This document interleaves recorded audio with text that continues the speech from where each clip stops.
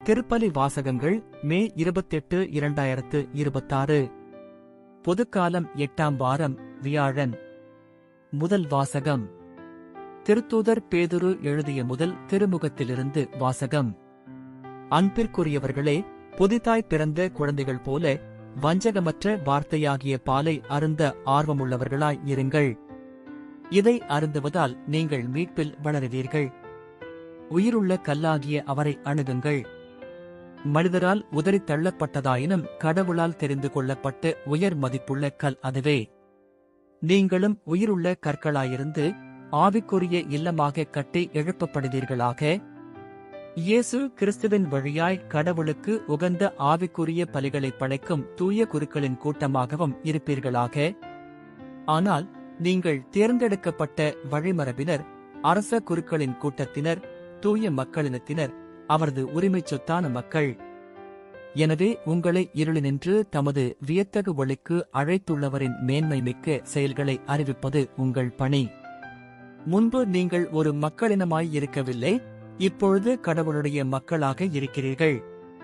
முன்பு இரக்கம் பெறாதவர்களாய் இருந்தீர்கள், இப்பொழுதோ இரக்கம் பெற்றுள்ளீர்கள். அன்பிற்குரியவர்களே, நீங்கள் அந்நியரும் தற்கால குடிகளுமாய் இருப்பதால் ஆன்மாவை எதிர்த்து போர் புரியும் ஊனியல் பின் இச்சைகளை விட்டுவிடும்படி உங்களை வேண்டிக் கொள்கிறேன். பிற இனத்தினர் நடுவில் நன்னடத்தை உடையவராய் இருங்கள். அவர்கள் உங்களை தீயவர்கள் என்று பழித்துரைப்பினும் உங்கள் நற்செயல்களைக் கண்டு கடவுள் சந்திக்க வரும் நாளில் அவரை போற்றிப் புகழ்வார்கள். ஆண்டவரின் அருள்வாக்கு. இறைவா, உமக்கு நன்றி. பதிலுரை பாடல். பல்லவி. மகிழ்ச்சி நிறை பாடலுடன் ஆண்டவர் திருமுன் வாருங்கள். அனைத்துலகோரே, ஆண்டவரை ஆர்ப்பரித்து வாழ்த்துங்கள். ஆண்டவரை மகிழ்ச்சியுடன் வழிபடுங்கள். மகிழ்ச்சி நிறை பாடலுடன் அவர் திருமுன் வாருங்கள். பல்லவி. மகிழ்ச்சி நிறை பாடலுடன் ஆண்டவர் திருமுன் வாருங்கள். ஆண்டவரே கடவுள் என்று உணருங்கள். அவரே நம்மை படைத்தவர். நாம் அவர் மக்கள், அவர் மேய்க்கும் ஆடுகள். பல்லவி.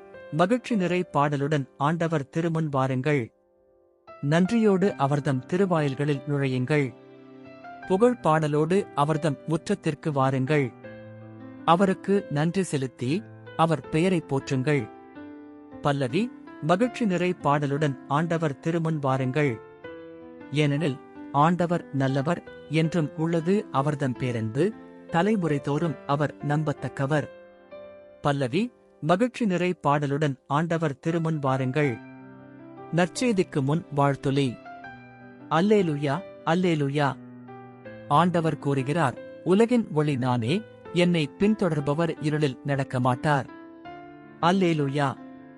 நற்செய்தி வாசகம். மார்க்கு எழுதிய தூய நற்செய்தியிலிருந்து வாசகம். அக்காலத்தில் இயேசுவும் அவருடைய சீடரும் எரிகோவுக்கு வந்தனர். அவர்களும் திரளான மக்கள் கூட்டமும் எரிகோவை விட்டு வெளியே சென்றபோது திமேயுவின் மகன் பர்த்திமேயு வழியோரம் அமர்ந்திருந்தார். பார்வையற்ற அவர் பிச்சை எடுத்துக் கொண்டிருந்தார். நாசரேத்து இயேசுதாம் போகிறார் என்று அவர் கேள்விப்பட்டு, இயேசுவே, தாவீதின் மகனே, எனக்கு இரங்கும் என்று கத்தத் தொடங்கினார். பேசாதிருக்குமாறு பலர் அவரை அதட்டினர். ஆனால் அவர், தாவீதின் மகனே, எனக்கு இரங்கும் என்று இன்னும் உரக்க கத்தினார். இயேசு நின்று, அவரை கூப்பிடுங்கள் என்று கூறினார். அவர்கள் பார்வையற்ற அவரை கூப்பிட்டு, துணிவுடன் எழுந்து வாரும், இயேசு உம்மை கூப்பிடுகிறார் என்றார்கள். அவரும் தம் மேலுடையை எறிந்துவிட்டு குதித்தெழுந்து இயேசுவிடம் வந்தார். இயேசு அவரை பார்த்து, உமக்கு நான் என்ன செய்ய வேண்டும் என விரும்புகிறீர் என்று கேட்டார். பார்வையற்றவர் அவரிடம், ரபோனி, நான் மீண்டும் பார்வை பெற வேண்டும் என்றார். இயேசு அவரிடம், நீர் போகலாம், உமது நம்பிக்கை உம்மை நலமாக்கிற்று என்றார். உடனே அவர் மீண்டும் பார்வை பெற்று அவரை பின்பற்றி அவருடன் வழி நடந்தார். ஆண்டவரின் அருள்வாக்கு. கிறிஸ்துவே, உமக்கு புகழ்.